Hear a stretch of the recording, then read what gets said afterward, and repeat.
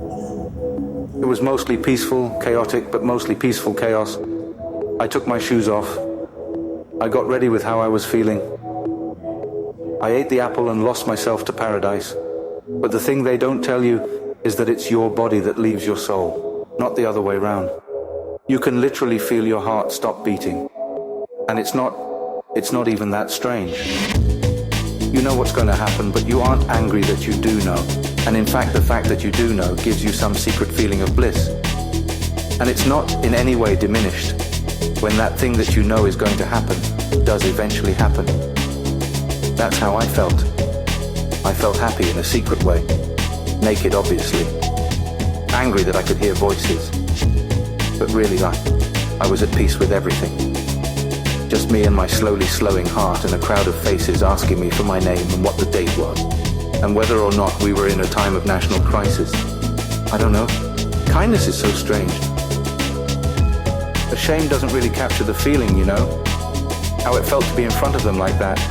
Blinking like a cat who just found out the mouse he's been trying to kill for the last 10 years just ate his last piece of cheese.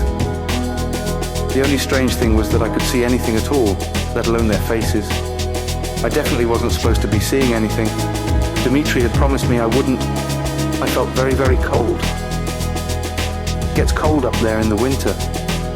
Even colder if you've got nothing on. I remember saying that I hadn't taken much, which was a lie, of course. They were all looking at me like I was the perfect example of everything that was wrong with men in general, and my generation in particular. Why was the first thing I said when I came back an incredibly obvious lie? I guess that says a lot about me, doesn't it? God, it was miserable. I remember them asking me if I had anywhere to stay, and me pausing for way too long, while knowing that the answer was obviously no, and then saying no, and how terribly quiet they all got standing there, staring at me on that very cold winter morning. This one goes out to the concept of luck. That pure blind luck that makes the women's netball team walk back a different route around the meadows. A route that takes them past whatever I was at that point. That kind of luck. Monica brought that fact up to me later, while I was lying in her bed, trying to figure out if there was a way to intercept the suicide notes I had mailed to 10 different international news media conglomerates. She said, a little too triumphantly I think, that if she hadn't ordered that 8th round of shots, then they would have left early and I wouldn't have been there.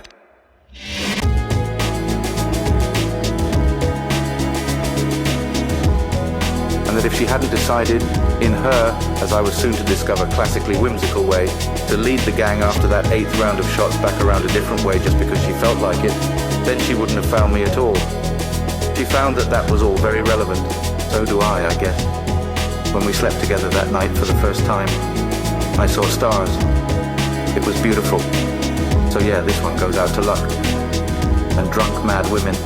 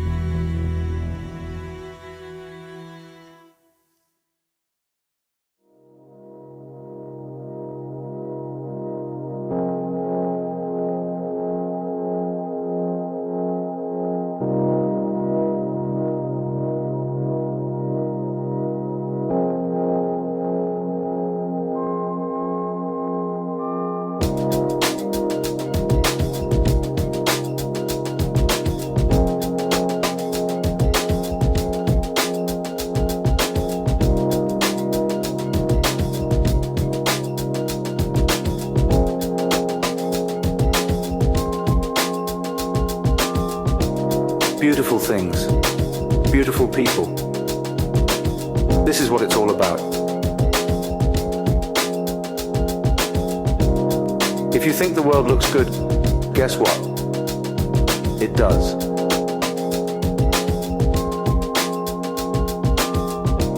The Arctic tern travels an average of 71,000 kilometers a year.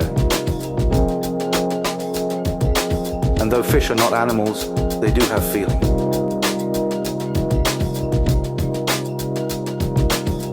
So think about that the next time you take a shit in the sea.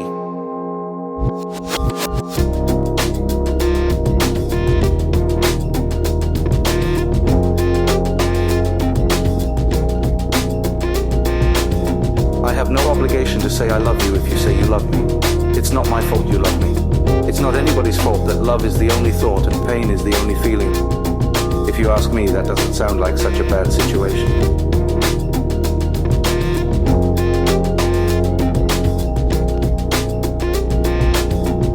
Existence is innocent. Please don't try to think otherwise. So charge it to the game and blame it on the DJ that fell asleep at the decks. At this point, I feel like I'm almost 100% pure angel. My history starts right now, and I'm sorry for being late again. I just didn't know I had to be on time every single time.